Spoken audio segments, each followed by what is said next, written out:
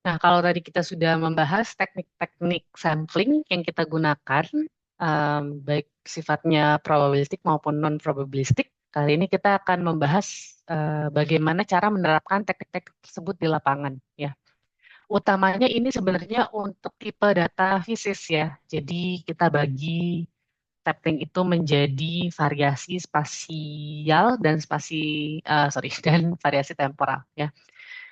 Jadi spasial tentunya berhubungan dengan keruangan, ya, mau kita ruangnya itu adalah dua dimensi atau tiga dimensi, dan temporal tentunya adalah waktu gitu ya.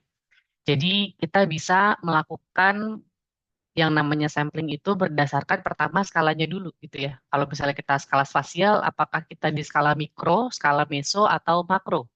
Contohnya di sini ada hidrologi gitu ya. Mungkin saya langsung ilustrasikan gitu ya. Kalau hidrologi itu kan sebenarnya kita membahas air ya. Jadi aliran sungai lah gampangnya. Misalnya kita punya sungai, ini hulunya ya. Lalu dia bercabang-cabang gitu kan. Ya, anggap ini nyambung gitulah ya. Terus setiap cabangnya punya cabang lagi ya.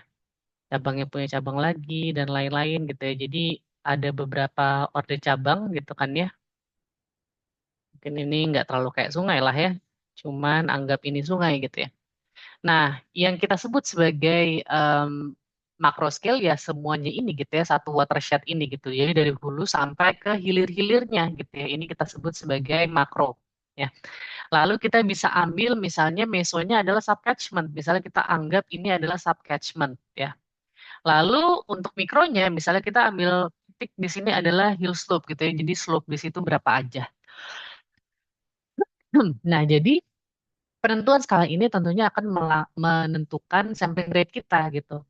Kalau kita melakukan penelitian yang skalanya makro, tentu sampling rate-nya itu akan besar-besar gitu ya.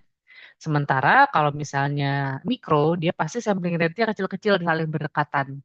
Nah, namun kalau misalnya memang kita skalanya mikro gitu ya, kita tentunya nggak bisa pakai sampling rate yang terlalu besar karena dia tidak akan mewakili populasi yang kita harapkan, kira-kira seperti itu. Dan kalau kita pakai sampling rate itu kecil-kecil deket-deketan banget, tentunya kita nggak bisa melihat skala sampai dengan makro karena nanti pasti dia datanya mau nggak mau cluster gitu ya. Mungkin kita cluster di sini mikro, mikro, mikro. Nah, biasanya kita lakukan itu dari besar ke kecil gitu ya. Jadi dari catchment yang paling besarnya dulu, lalu kita mau lihat oh ada sub catchment yang memang menarik gitu ya. Jadi aliran sungainya mungkin aneh di situ, lalu kita lihat lebih kecil lagi misalnya hill slope-nya.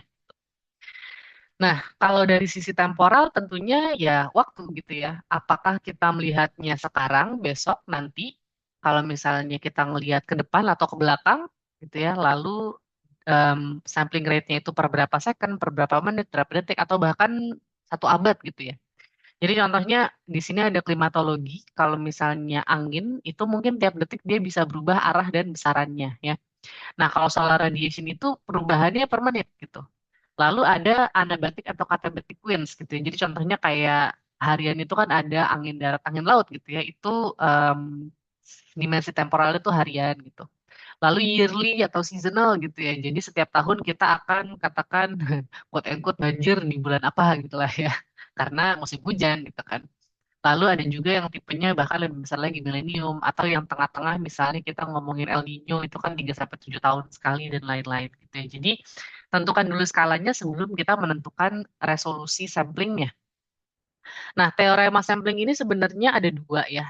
Kalau untuk spasial sih intinya kita pengen small enough to record local variation, tapi kita juga tidak pengen apa ya general variationnya itu ketutup gara-gara lokalnya ini terlalu berundulasi gitu ya. Jadi em, kita pengen nggak terlalu banyak data, dalam arti kita nggak pengen terlalu banyak redundant. Jadi paling gampang kalau kita pakai TLS atau fotogrametri atau MBS, kita nggak pengen overlapnya terlalu banyak. Kan konyol kalau overlap katakan sampai 80% gitulah ya. Nah, kita pengen overlapnya itu, atau memang ya kalau di Multibeam bahkan kadang-kadang kita butuh total overlap tuh 100%. 100% maksudnya satu area tuh disapu tuh benar-benar sampai dua kali gitu ya. Jadi bukan 100% ini sama ini gitu. Nanti belajar di praktik-praktik hidrografi kalau mau. Nah, cuman kalau misalnya terlalu banyak overlap ya percuma juga gitu ya, karena redundant datanya. Mungkin apa sih namanya jadi malah jadi nggak efisien pengambilan datanya ya. Lalu untuk temporal itu sebenarnya cukup mudah. Paling minimum itu half the wavelength of the process gitu ya. Half the wavelength itu, tapi makanya dia bilang minimum gitu. Jadi ini belum ideal. Jadi misalnya half wavelength, misalnya seperti ini. Ini kan satu wavelength tuh seperti ini ya, gitu. Ya nggak sih? Dari sini ke atas, bawah, habis itu ke sini lagi. Itu satu wavelength. Half the wavelength berarti bisa seperti ini, ya. Artinya data kamu representasinya jadi lurus, bisa juga half the wavelength ini, misalnya pakai biru seperti ini. Ini kan half juga ya. Nah, nanti kita ambil kayak gini. Jadi datanya zigzag gitu. Jadi itu minimum. Nah, tapi tentunya minimum itu tidak sempurna ya, dia tidak mewakili sifat gelombangnya secara keseluruhan. Makanya kita memiliki sebuah um, folding frekuensi yang disebut sebagai Nyquist gitu ya.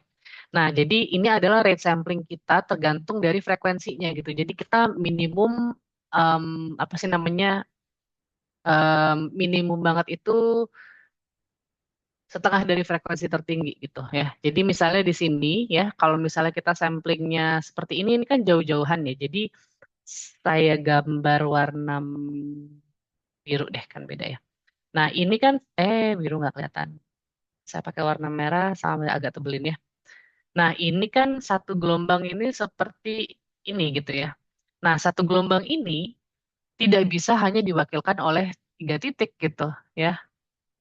Nggak kelihatan ya, hilang lagi ya. Ini apa gambar-gambarnya si um, oke kayak gini ya satu satu panjang gelombang itu tidak bisa hanya diwakilkan tiga titik ya karena nggak cukup gitu. Sangat minimum itu adalah kalau misalnya kayak gini gitu ya.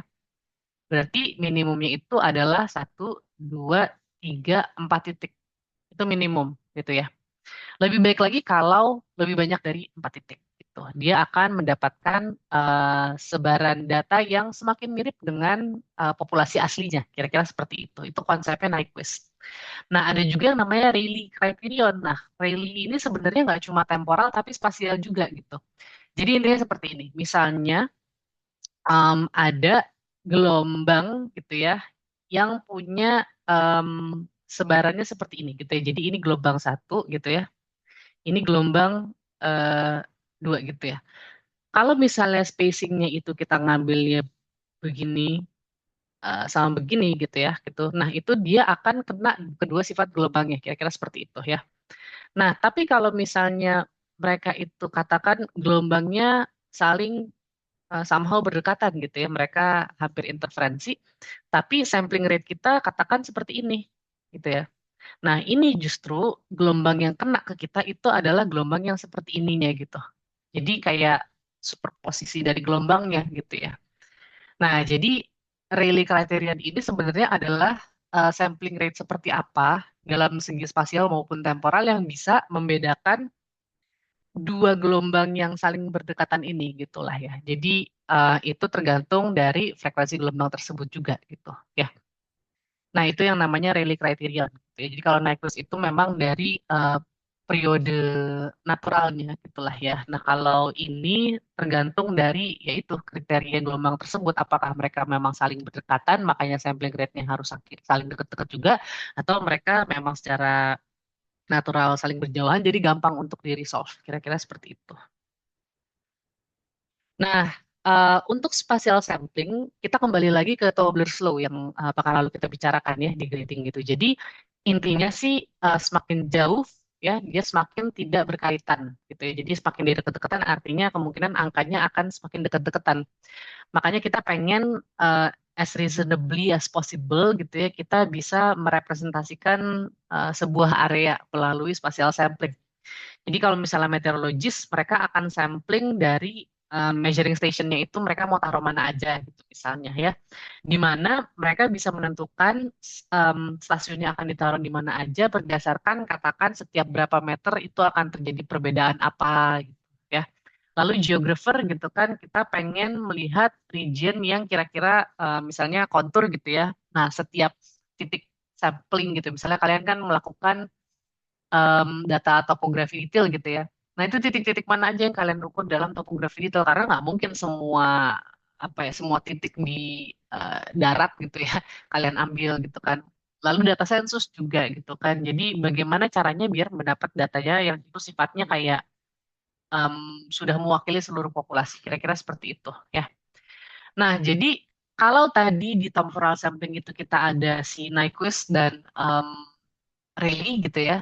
Nah, kalau spatial sampling ini memang dia lebih banyak variasinya gitu ya. Ini kita bagaimana cara menerapkan metode-metode sampling yang sudah kita eh, diskusikan sebelumnya ke dalam sebuah kerangka spasial. Jadi kalau regular sampling itu ya udah gitu kan, kita cuma bagi-bagi itu dalam sebuah grid gitu kan. Jadi samplingnya itu sangat regular. Ini bahkan pada saat melakukan eksplorasi gitu ya, misalnya onshore offshore exploration gitu ya, mau nyari minyak gitu contohnya, itu mereka pakai regular sampling walaupun beberapa titik ujung-ujungnya di lapangan harus diubah gitu ya. Misalnya ternyata ada rumah orang di situ, ada bangunan apa di situ gitu ya. Ada juga yang random. Random ini tentunya tidak bisa mewakili populasi benar-benar gitu ya. Jadi ini yang paling pertama ya benar-benar random sampling banget, di mana kita pokoknya tahunya berapa banyak data gitu ya. Nah, namun kekurangan dari random sampling ini tentunya akan ada klasterisasi yang tidak kita inginkan gitu misalnya. Jadi cluster-cluster. Makanya level kedua adalah random offset from regular gitu. Jadi kita bikin regular gridnya, tapi kayak contohnya ini gitu ya. Nah, kita pengen misalnya satu kotak itu 1 sampai 2 titik misalnya gitu ya. Nah, ini satu kotak 2 titik, ada yang satu kotak 1 titik dan lain-lain. Jadi kita tetap menentukan gridnya, tapi di dalam gridnya itu titiknya jatuh di mana itu masih randomized. Nah, ada juga regular with random start of sequence. Jadi di sini startnya di sini, tapi spasinya regular. Nah, ini startnya di sini, spasinya tetap regular kayak gitu. Ya. Nah, jadi spatial sampling ini ada beberapa hal yang perlu kalian consider. Pertama, sampel size-nya, representatif dari si sampel tersebut, dan lain-lain gitu ya. Sampai dengan to what extent can the measured data samples be regarded as being from a population gitu ya. Jadi seberapa mewakilkan si sampel itu terhadap si populasi gitu ya. Kira-kira seperti itu kalau kita ngomongin spatial sampling. Nah, kita akan lanjut membahas khusus spatial data sampling di segmen selanjutnya.